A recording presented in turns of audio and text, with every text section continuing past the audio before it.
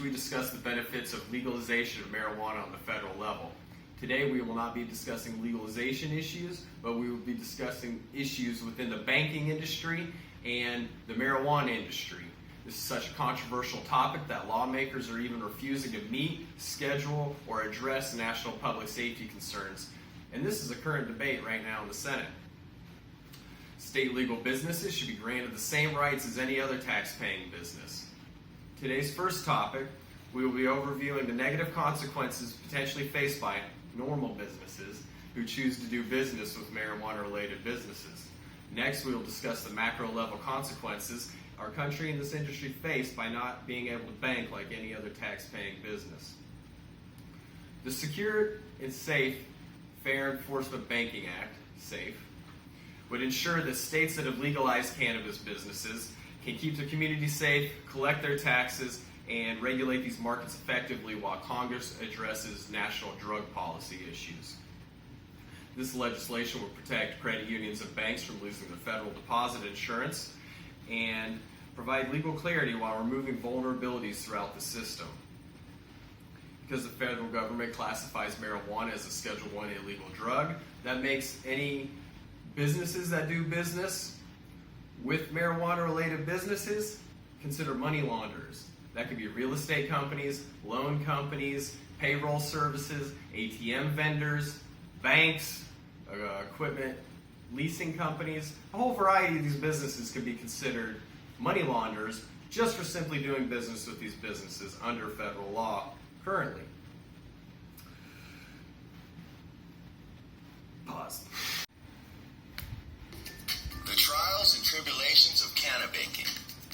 The cannabis industry in the U.S. is expected to hit $8 billion next year, and more entrepreneurs are eyeing opportunities in this expanding industry. But starting up a cannabis business brings as many financial headaches as it does opportunities. All of the financial problems that the marijuana industry faces stem from the same issue, the federal prohibition of cannabis. It is technically illegal for banks to handle any funds connected to the sale of an illegal drug.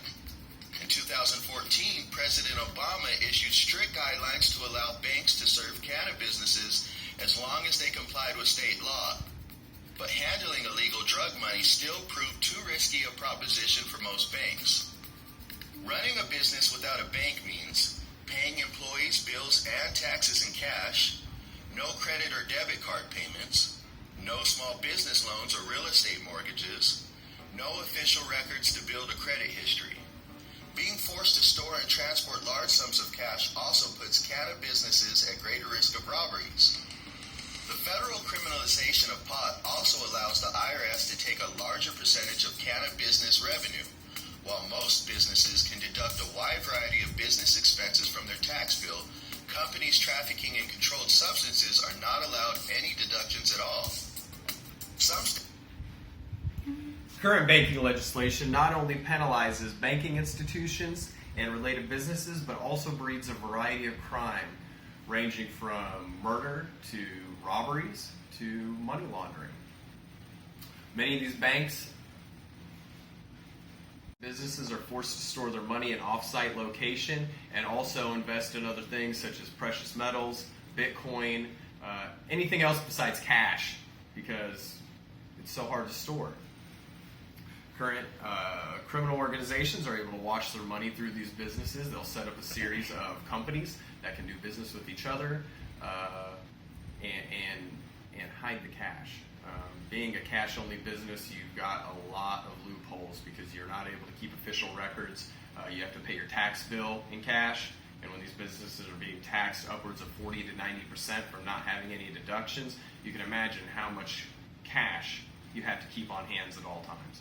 All your products, all your payroll services, paying your employees, everything has to be in cash. There is no card. As thefts grow more brazen, there's been more companies that have looked to solve this problem. There's a company in California, it's an armored truck company, it hires strictly veterans. What they do is they transport the weed, they transport the cash, and even they've been robbed. Let's see, one cannabis business owner was robbed twice for over 80 grand. Marijuana businesses should be granted the same rights as any other tax-paying business. The only people that the current banking legislation acts benefit are powers that be, criminal organizations, really anybody but the people we don't want to be supporting. So, to fix what's wrong, you have to do the right thing. Do the right thing, contact your local lawmakers if you agree that this is discriminatory and dangerous, because you should be allowed to mix these two things when you pay taxes. Goodbye.